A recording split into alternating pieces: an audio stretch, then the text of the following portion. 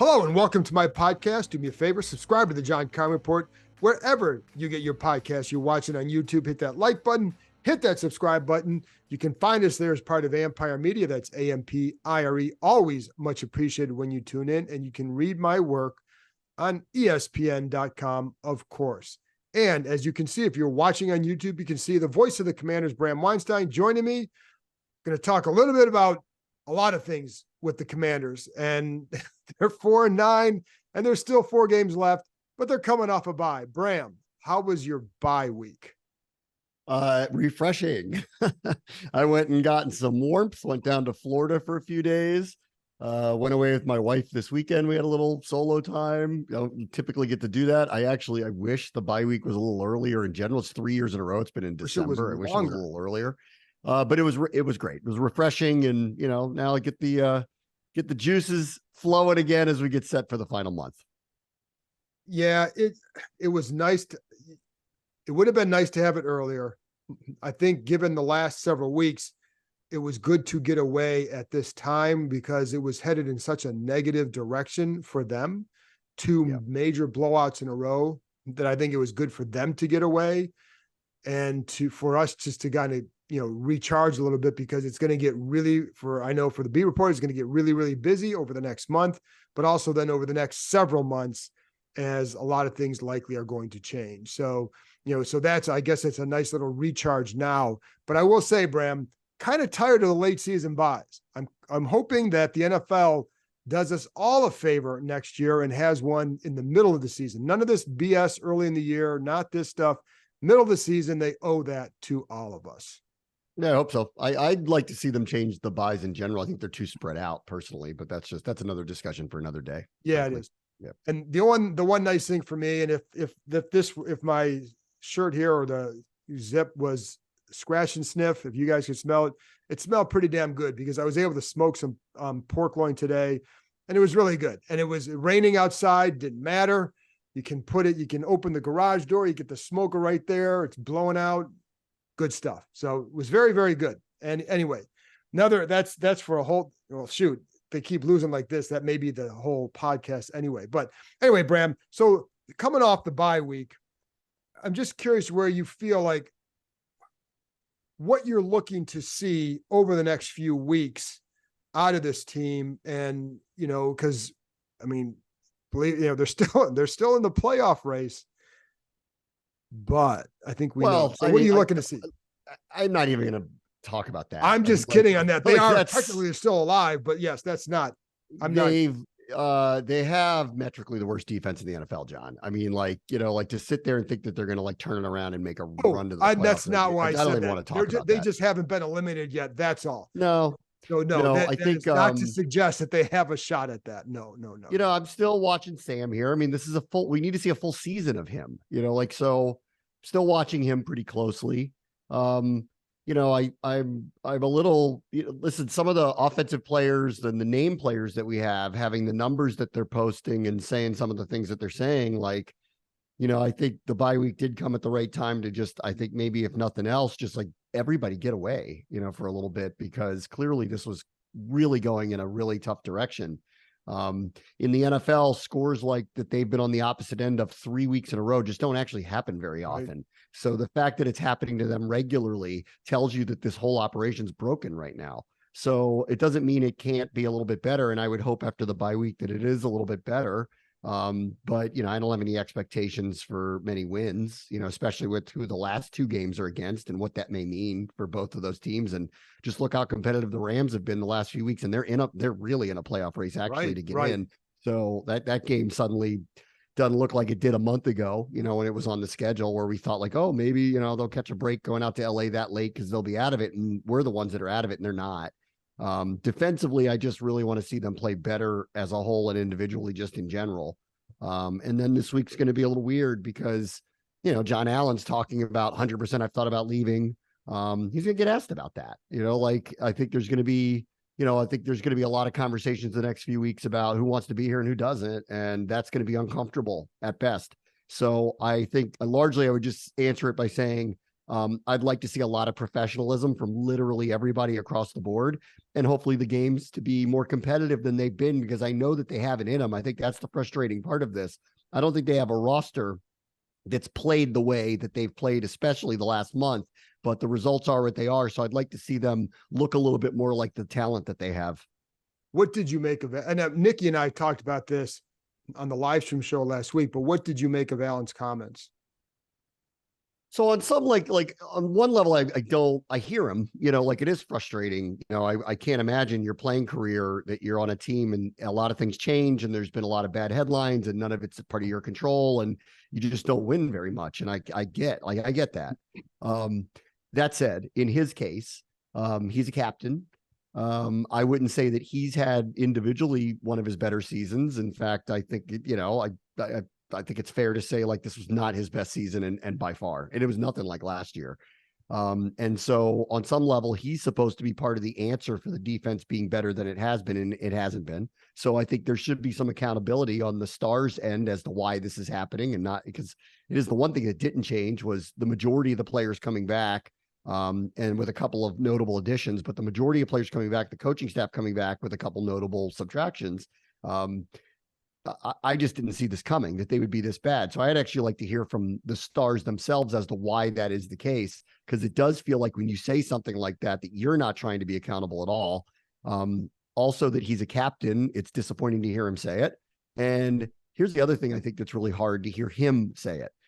He's one of the players that got paid, like he's one of the players that has a large contract. He also is one of the players that with the previous ownership, the current administration, and the now current ownership has a line with them. Like they value his opinion. Like they talk to him, like he's part of discussions. He's not a GM or anything like that. And I don't think he's influencing things like that, but they've wanted his opinion specifically about the direction of the franchise. And here he is saying, I'm looking for a lifeboat. Like that's hard to hear, John. Like they've treated him, differently than most players because they value him as a leader and a pillar of the organization. And I understand the frustration. We're all frustrated with losing, but to hear them say he's ready to cut bait like that, that's hard to hear. Like, are you with us or not? Like, and I get it. It's frustrating, but are you with us or not? So that's where I kind of landed on it. Yeah. And one thing to be clear, I don't know that the Harris group is talking to him during the season. I know that he was one of the guys they met with before the season after they took over. But yeah, certainly I agree with you that but they valued his opinion enough to do that. Right. Right. But I just want to make you're right. I just only want for people listening not to think that these guys I don't know that they're talking to these guys throughout the season, but we do know that they value his opinion. They're going to value a lot of guys like Terry McLaurin, his opinion. Yeah. At some point that voice will be heard. And so the other thing I would wonder too, and again, Nikki and I talked about this, but I'm curious your opinion. If you're a new coach coming in here, what does that alter your thought, or how does that play with you if you're a new coach coming in on him specifically? Yeah. If you hear, I think any new coach who's coming in is going to want to meet with everybody. And, considering what his salary structure is, and frankly, like contractually, they can move away from him. Like if he says that's what he wants to do, that is achievable. I think Payne is different. Payne's contract would hurt them on their cap. So I think it's a different story. And not that I've heard him say anything like this, but to compare the two, Allen's actually a couple years into this extension now, is movable. He obviously is a very movable player. So whoever the new coach and new GM, I don't want to assume anything, but I think we all know what's happening here. I want to talk to him. I do think he's a really, really good player. So I'd want to know where he is and where he stands. I don't think it's as acrimonious as like when Trent Williams and Ron Rivera and Ron Rivera's first year, where Ron Rivera was talking to Trent Williams, but there was a very acrimonious recent past. I know Rivera had nothing to do with it, but I think like that was hard to reconcile. I would like to think that Allen doesn't have this acrimonious thing going on with this organization, that he's just frustrated and wants to go somewhere where he can win. And if it's here, great, if he believes that. So whoever the new coach is, I just want to talk to him. Like, I don't think any decisions will be made. And honestly, it's the third or fourth time this year that he's kind of like said a couple of things that were a little surprising out of him. Like clearly he's been frustrated the whole year. This isn't really to me and being around it a lot. He's been frustrated the whole year. I know you talk to him more than I do. So I would bet that like this was the culmination of a very frustrating year for him for whatever reasons he has for it to be frustrating. Correct. And, again, I think in this situation, if I'm anybody coming in, the way they're building this roster, they wanted to build it inside out, right? So you're going to go heavy on your tackles. You need to rebuild the interior of your line, your offensive line. Quarterback is important there. Get a stronger inside or linebacker play, safety, et cetera. So you're going to kind of go inside out. That means you want to have those tackles here. So I'd want to make sure that going forward that, hey, are you on board or not?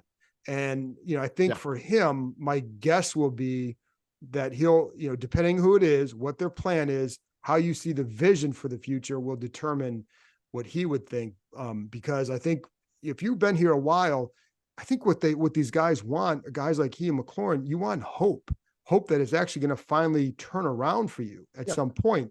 And I do think they have the right owner. And it's funny because you watch other stuff around the league, what Carolina's doing. It's like, I don't know. I don't care who's at quarterback for Carolina. I'm not touching that job because the owner is not good.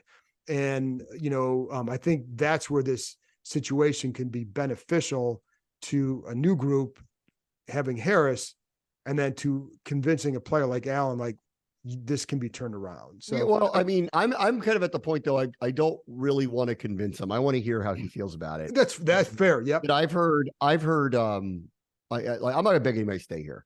And I heard there was a great line that Mike Tomlin said once where he said, we don't have prisoners here, we have volunteers.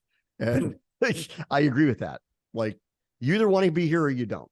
And if you don't, then I think we can accommodate a trade for you, because whatever the new regime is, whatever that may be, I saw what was Josh Harris did a panel, I think the Sports Business Journal panel recently. And one of the things he said was, we want people who want to be here.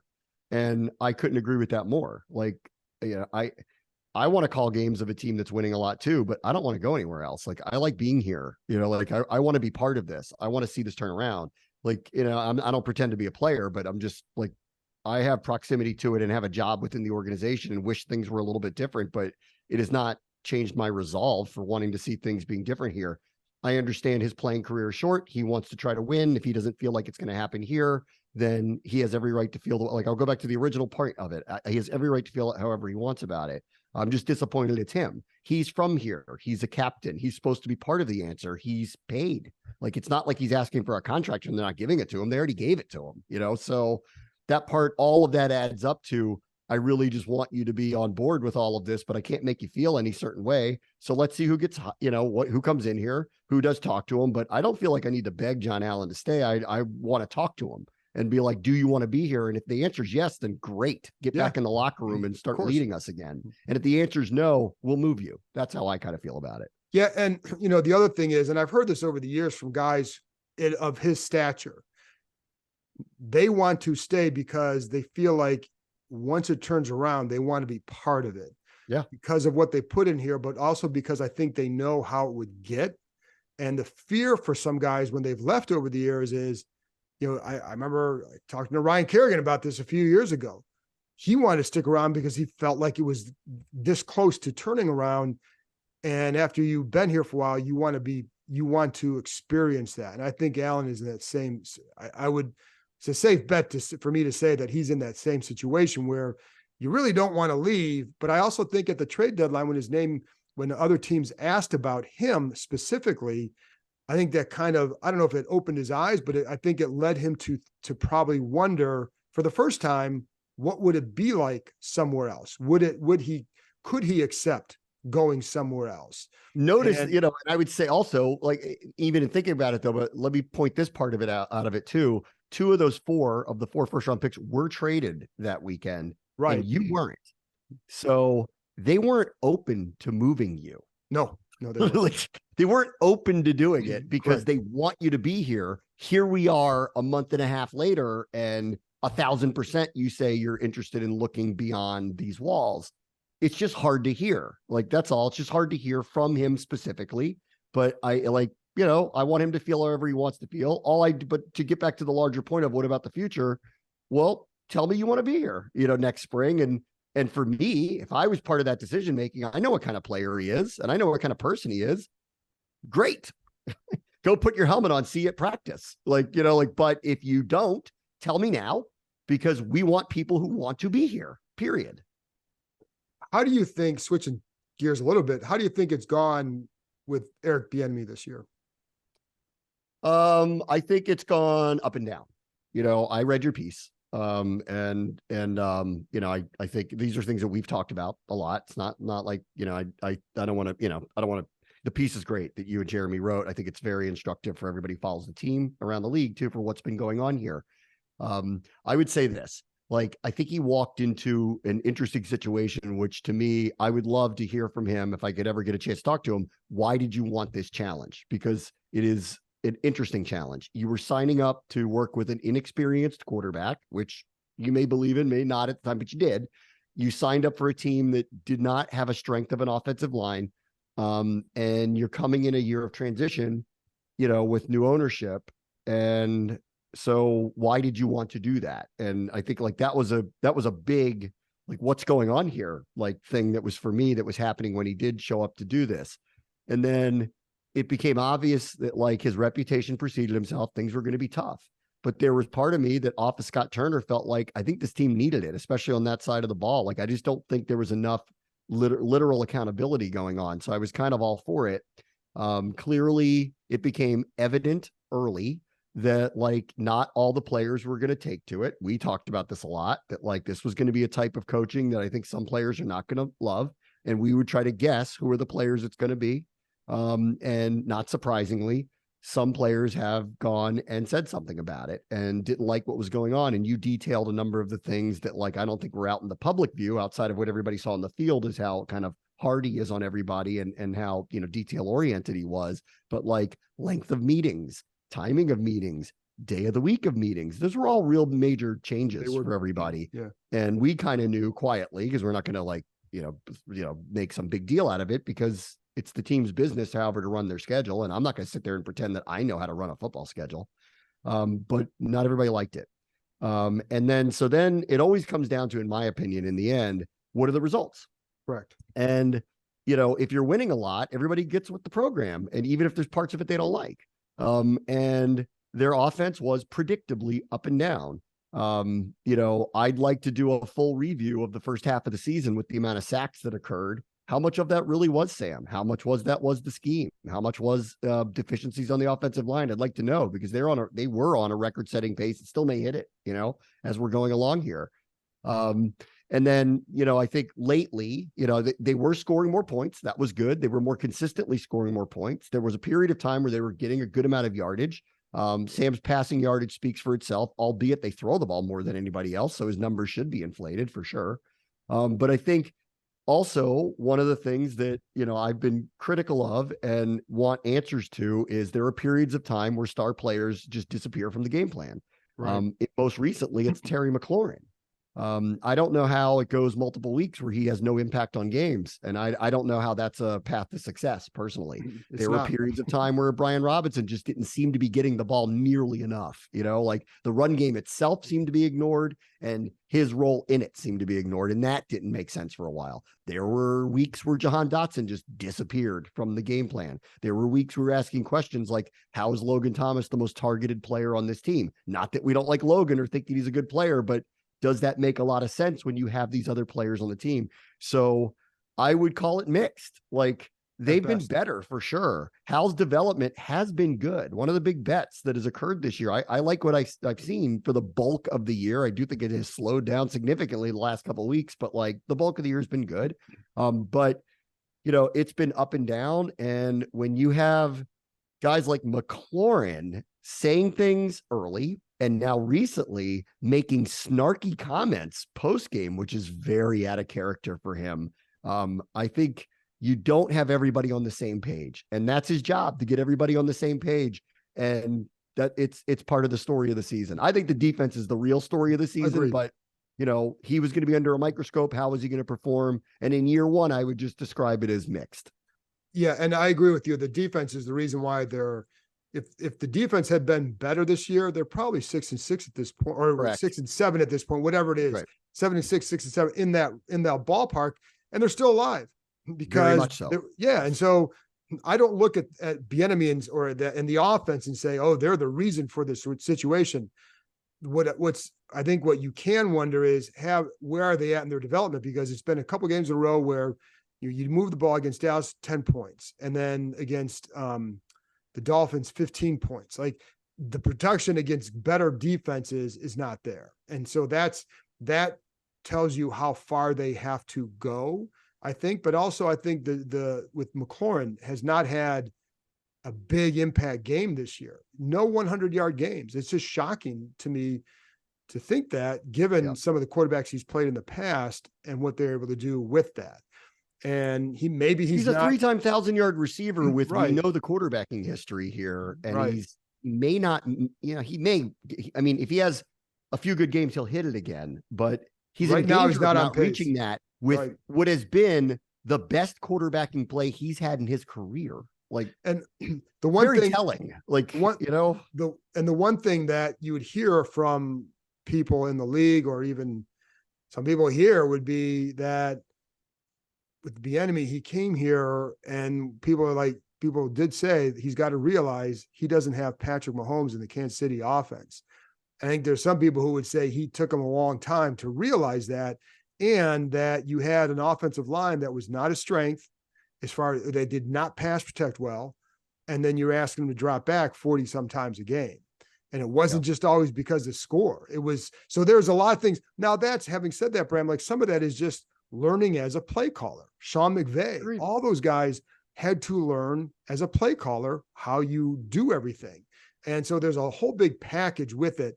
And I don't want to put all the blame on the offense at Bieniemy's feet, because that's not accurate either. There's I think roster construction is a big part of this story. It had nothing to do with that. Exactly. Yeah. And then you, again, like you pointed out, you have a quarterback, he came here with one start.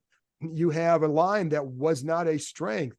But then how did that all go? But again, some of it is there is a definitely, there's a chafing, I guess, for lack of a better word. And just with personality, whatever. And then there's the other side on the field, the productivity. And I think you can put up with a lot if you feel like you're winning, if you're winning and you're being productive. So I think that's a lot of it. But again, the defense, I agree with you, is the story of the season, and what they didn't do. And the downfall of them. And it does make me wonder, Bram, and we only will go a couple more minutes here, but it does make me wonder going forward how much work needs to be done with this defense. And kind of combined with that, you get the better draft pick. How much did that help? Because they may not win another game this year. And right maybe, now, but who knows? I mean, like, but does it matter to you? The Bears, start to kind of get hot. Like, who knows? But does that matter to you in terms of win-loss? What do you want to see going forward with that?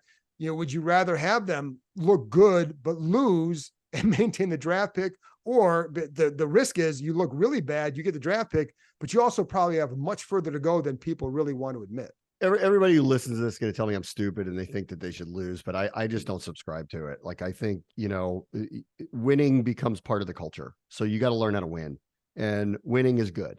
And so that's how I feel about it. Like, they're not going to get the number 1 pick. That is clearly not going to happen, because Carolina's just frankly not going to win enough for that to happen, obviously.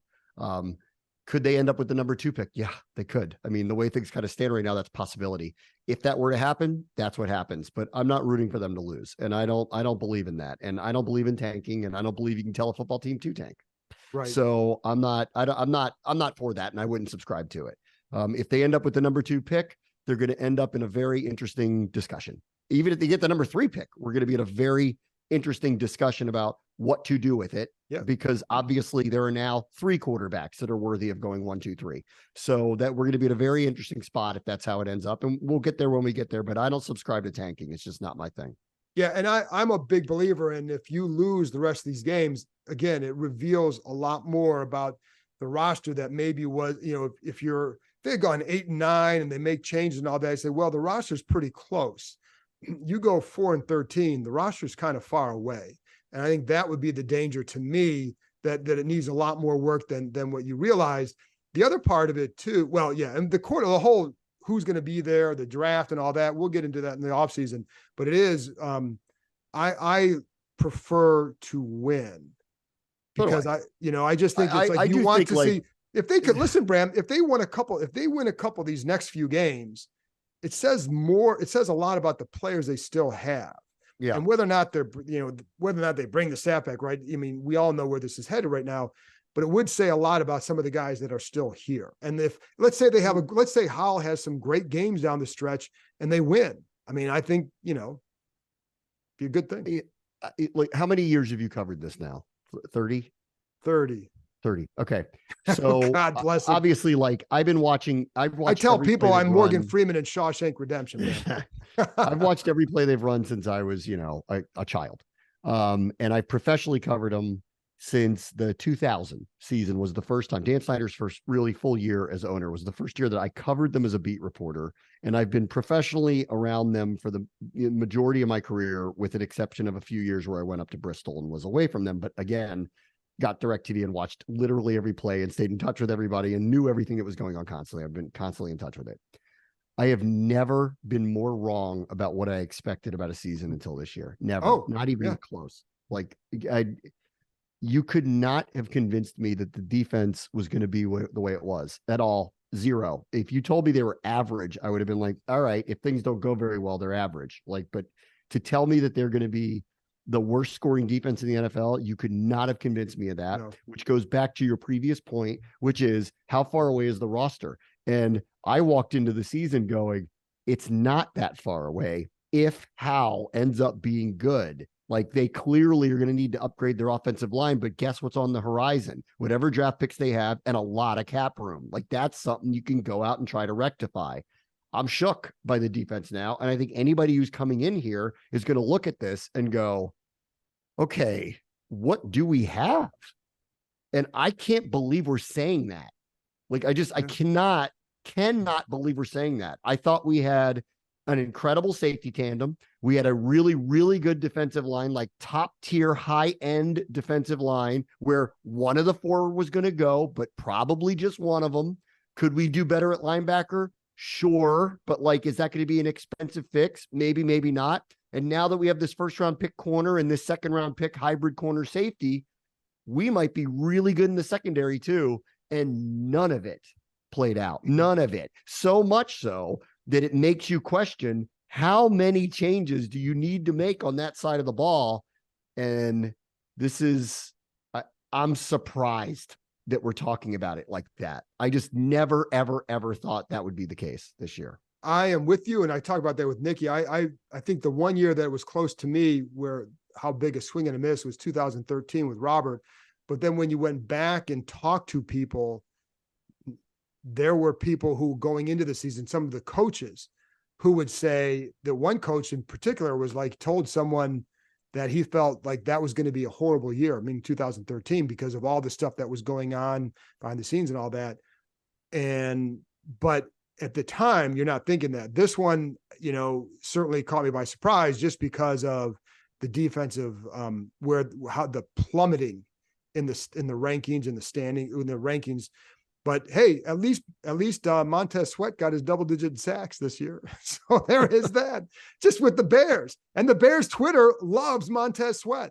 So, that's I loved him too. Hey, listen, they didn't want to trade him. He's one of the, when you look back on this season, you're going to go, should we have let him go? Should we have just tagged him for another year? Well, I don't know. And the other thing, and we'll get into this at another point, well, what I also wonder too is, and I haven't watched him since he's been with the Bears. I just know that Bears Twitter loves Montez Sweat. They love that trade. And your guy, Ryan Poles, maybe he made a good trade for once. But what I also wonder too, though, is what it brings up to me is how some of these guys were used here. Was it not so much the right way? Was it, you know what I mean? Like, is how much of that goes into it? Or is it, Montez Sweat was probably doing there what he was doing here. He was having a good year. So it's not like he plays better. I think he's playing what he wants. Every year to this sport is it's completely unpredictable. And you end up going, you think you know things, you don't know anything. Correct. It's amazing. Every year is different in its own unique way. This one went south in a way I wouldn't have predicted. If I had to guess, it would have had struggled on offense, not on defense, but here we are. And there's going to be a lot of questions. I mean, the creativity on both sides of the ball. Correct. How predictable were they? Did they self-scout well enough? Like early in the season, there was the Buffalo game where I went, oh my God, this offense needs to self-scout. Go look back at the film and go watch where these players were standing in their passing lanes waiting for the ball to go there as if they were standing in the Commanders huddle. So that was one of those where I went, here we go. And then defensively, when some of the worst offenses in the league, like the Giants and the Patriots and the Seahawks at the time, are going up tempo, no huddle on you early in a game, it tells you everything you need to know about the state of your defense. Is that schematics? Is that player personnel? What is it? Well, that's when the autopsy comes, and we're gonna have to find out. I didn't realize we were gonna have such a deep autopsy this year. I thought it would be the whole thing felt very simplistic to me. Hal's going to develop and they're going to be good and they'll be kind of right there. And if they win the close games, they might be in the playoffs. And if they lose the close games, they'll have the same record they've had the last few years. I did not see worst scoring defense in the league and an offense that is quite, up and down and with no semblance of what are they good at? Like, what have they gotten good at? What's the bread and butter? What's the thing that if they need to do it, what can they do that I know is a certainty for them? And I don't think they can answer that question right now. No, they cannot. And the beauty, Bram, of what we do is I can tell you going into the season why a certain thing, why they will have a certain record and how it's going to unfold can be completely wrong. I can tell you exactly at the end why it unfolded the way it did, because that's the nature of the sport. It's the nature of our jobs, and I'm not a prognosticator. I can't see into the future. So it is like, it's the beauty of the sport because you don't know. And I think for a lot of fans out here, they kind of like to go the other way once in a while where you're thinking they're going to be 4-13 and then they're 12-5. I think they probably would be happy with that sort of swing and a miss versus this way. And I don't blame them. But anyway, Bram, that's it. We're going to have another four more weeks to discuss some of the same stuff going forward, because I think some of these topics are going to be there. The offseason is going to be very, very interesting. I'm actually looking forward to some of the discussions in the offseason because I think there's some really good ones as far as, depending on where you're drafting, which direction you go, because I think there's several directions you could go and you could justify each one of them. So, and then free agency, going to be very interesting. But first, 4 more games this weekend at LA. Coming off the bye week. Appreciate you joining me as always. And thanks to everybody else for tuning in.